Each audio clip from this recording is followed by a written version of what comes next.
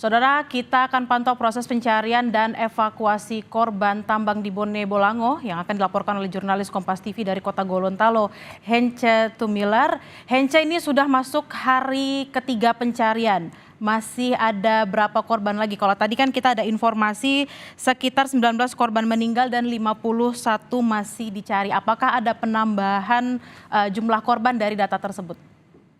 Iya baik, Bella, dapat saya laporkan bahwa untuk proses pencarian korban yang tertimbun tanah longsor di tambangan rakyat di Suwawak Timur, Kabupaten Bone Bolango, hingga saat ini masih berjumlah 51 orang berdasarkan data posko dan berdasarkan beberapa warga yang sengaja datang untuk melaporkan kehilangan anggota keluarga yang kebetulan diinformasikan melakukan aktivitas pertambangan di lokasi pertambangan Suwawak Timur.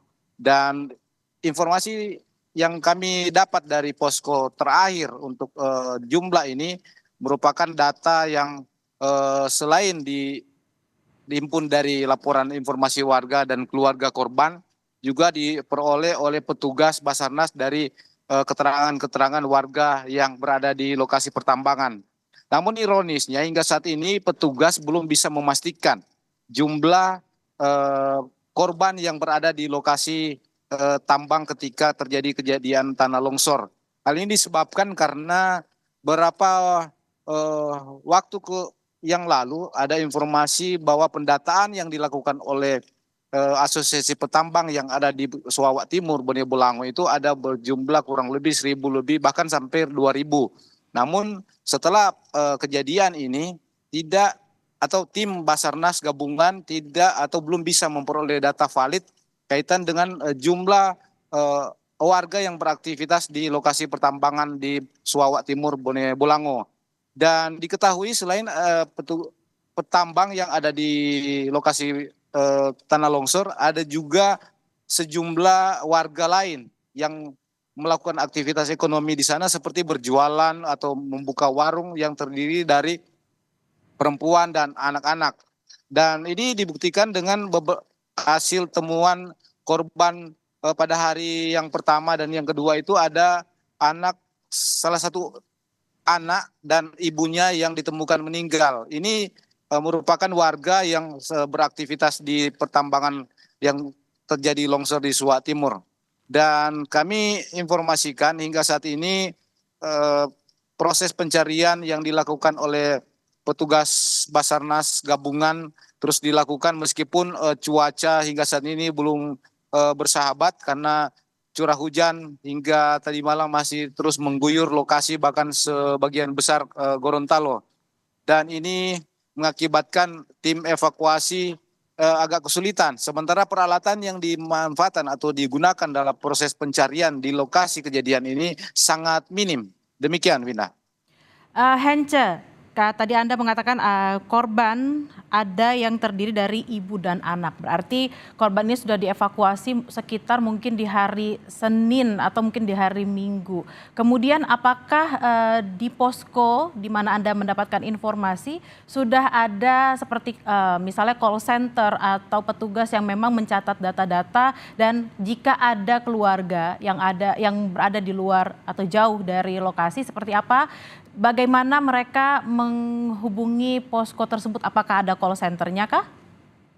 Ya, baik Indah. Untuk di posko induk dari tim Basarnas dan TNI Polri memang sengaja telah disiapkan posko pengaduan warga bagi yang kehilangan anggota keluarga yang sementara melakukan aktivitas di pertambangan. Dari posko tersebut juga telah disiapkan call center yang sewaktu-waktu bisa dihubungi. Dan ini dibuktikan dengan banyaknya warga hingga Selasa sore kemarin, maksud kami Senin sore kemarin, banyak warga Gorontalo di wilayah Provinsi Gorontalo yang sengaja datang untuk mengecek anggota keluarganya yang hingga sini kehilangan kontak pasca kejadian. Bahkan tak hanya di Gorontalo, di daerah-daerah sekitar seperti Bulang Mongondo hingga Sulawesi Tengah ada warga yang datang untuk melakukan pengecekan kaitan dengan informasi anggota keluarga mereka yang belum bisa dihubungi pasca kejadian. Winda.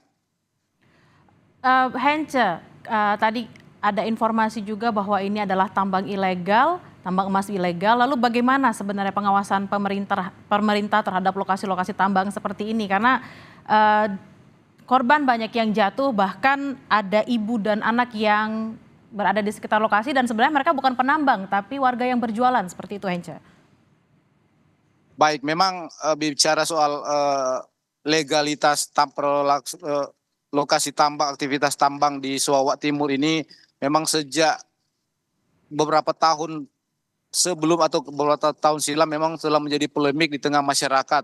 Bahkan persoalan ini terus terangkat setiap tahun, setiap saat ketika terjadi gejolak ataupun terjadi kejadian-kejadian seperti ini antara masyarakat, pemerintah, bahkan aparat keamanan.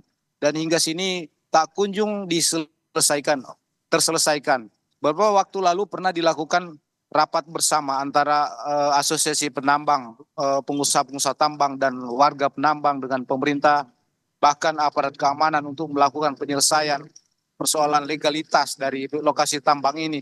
Namun hal ini tak kunjung diselesaikan. Pemerintah Kabupaten Bone Bolango beberapa waktu lalu telah memfasilitasi warga atau komunitas tambang yang ada di Sarawak untuk mendirikan operasi-operasi agar aktivitas tambang di sana dianggap legal. Namun hingga saat ini belum juga terlaksana. Dan hal ini yang menjadi penyebab bahwa persoalan bahwa lokasi tambang rakyat yang ada di wilayah Sarawak Timur ini masih dinyatakan ilegal hingga saat ini.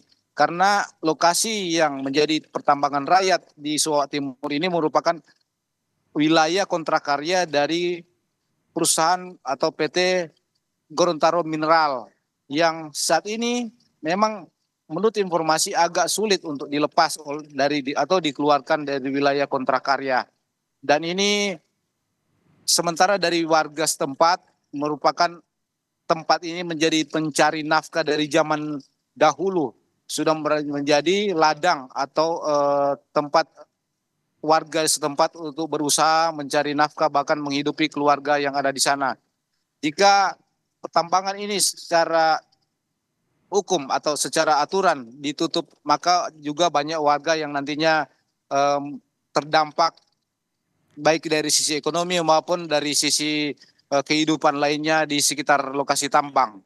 Wina.